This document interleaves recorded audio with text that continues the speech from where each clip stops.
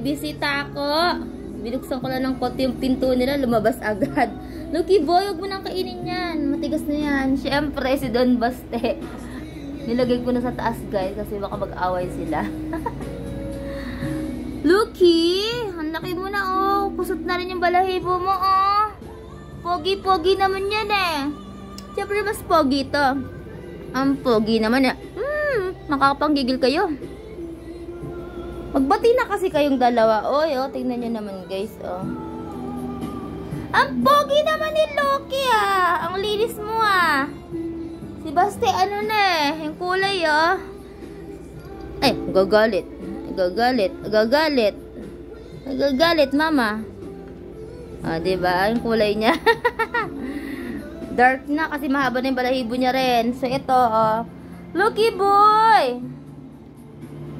Sarap ng higa sa carpet. Oh, ay sus, no, naging uod. Oh, uod naman yan eh. Kumain na rin siya ng cat food, guys. Ni Baste. Hi! Ang pogi, nagluluha din. Diyos ko po. Dito ka lang sa taas, Baste, ate. Tingnan ko yung labahan ko, ah. O, diba? Tinitinan niya si Loki. Ano nangyayari sa kanya? Ay! O bakit? Ang laki ng mukha mo, boy. Ilong. Si Baste may ilong, matigas. Si Loki walang ilong. Pango. Ay, anyari saya. Ay, naku. Tingnan ko na yung labahan ko doon. Diyan muna ikaw sa taas, ha.